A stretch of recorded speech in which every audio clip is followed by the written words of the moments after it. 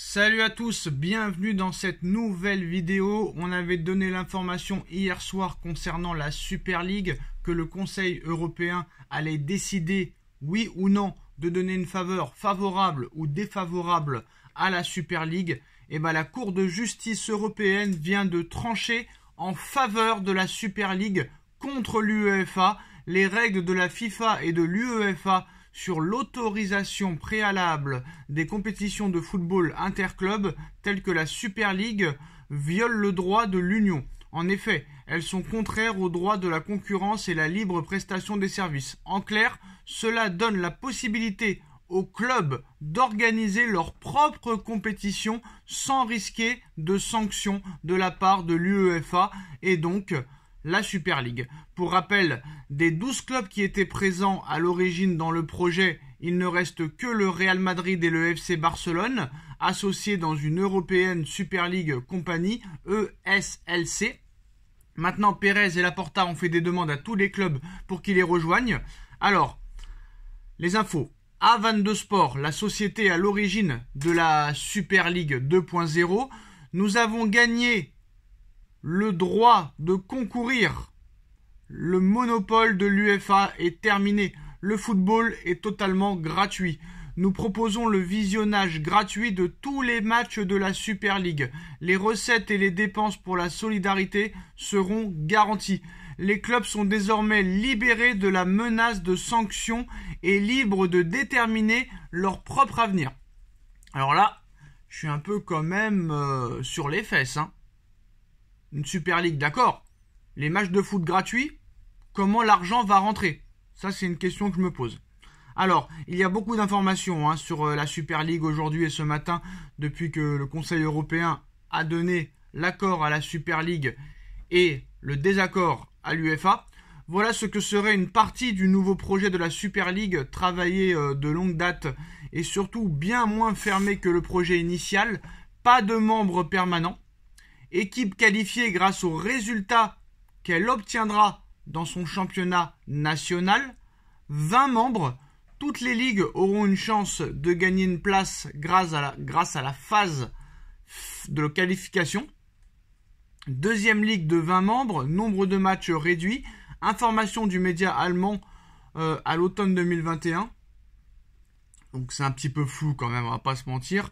La décision quand même, de la Cour de justice de l'Union européenne pourrait avoir des conséquences dévastatrices pour le football français. Si la Super League voit le jour, une clause permettra à CVC d'obtenir 20% des parts dans son deal avec la Ligue 1 et la Ligue de football professionnel, plus une compensation. Donc bravo encore une fois à Monsieur Labrune, l'incompétent.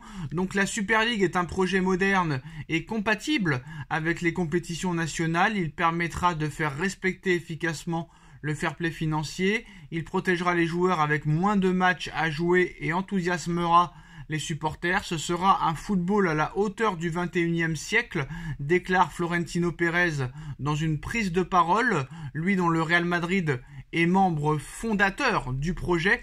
À partir d'aujourd'hui, le présent et l'avenir sont entre les mains des clubs et de leurs supporters. C'est un grand jour dans l'histoire du football et du sport, nous dit Florentino Pérez, le président du Real Madrid. Alors, les annonces de ce matin sur la Super League en résumé. Promesse de diffusion gratuite de tous les matchs. Une compétition ouverte et non fermée comme lors du projet initial. Compatible avec les championnats nationaux où les performances seront liées à la compétition, moins de matchs pour les joueurs et un fair play financier égalitaire. La Super League pourrait être lancée lors de la saison 2025-2026, c'est-à-dire à peu près dans 1 an et demi.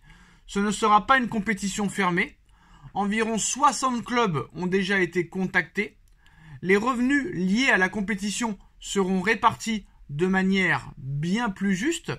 Mais quels revenus, vu que les matchs seront gratuits? Ça me paraît quand même assez bizarre. Alors, la Super League masculine sera un système de ligue réparti en 3 niveaux, annonce A22 Sport, qui porte le projet. Voici les modalités.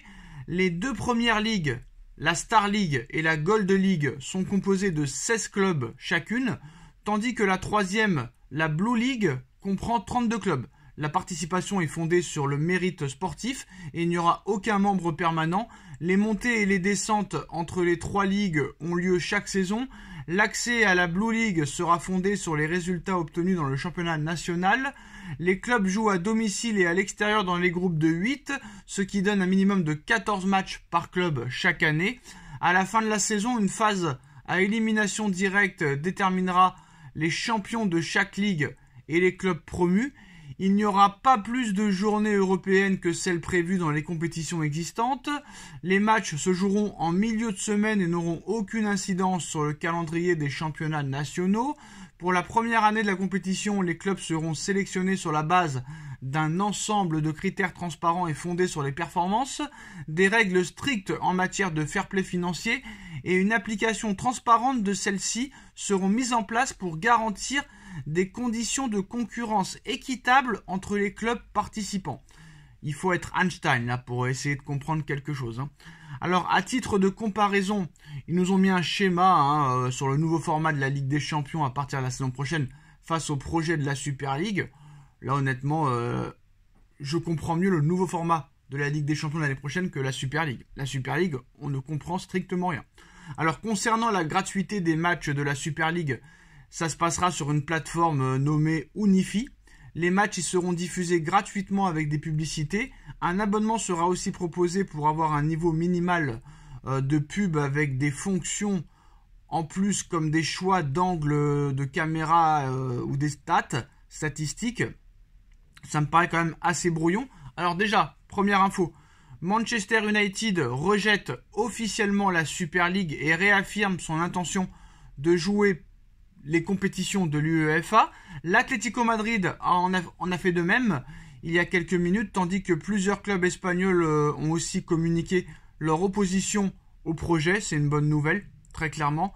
Nasser Al-Khelaifi, président du Paris Saint-Germain et de l'ECA, participera à une conférence de presse dans quelques minutes.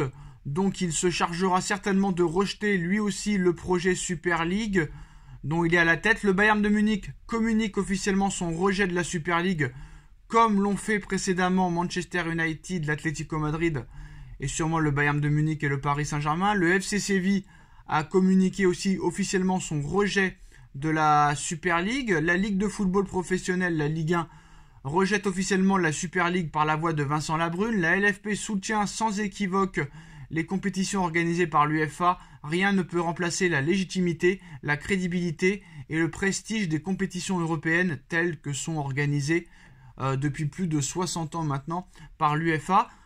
Par contre, apparemment, c'est une info qui vient de tomber, l'UEFA envisagerait d'abandonner le nouveau format de la Ligue des Champions qui est prévu à partir de la saison prochaine. Vous savez, un classement à 36 clubs, les 8 premiers en 8e et le 9e entre le 24e, les barrages.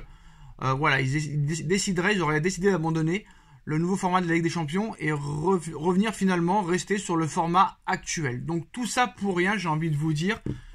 L'UEFA qui annonce un nouveau projet Ligue des Champions, la Super League arrive, mais comme ils voient que ça ressemble à la Super League, comme je l'avais précisé pendant plusieurs jours, l'UEFA voudrait revenir sur le format actuel. Mais là, on savait qu'avec ce projet-là, Pérez et Laporta allaient se casser les dents. On ne comprend strictement rien.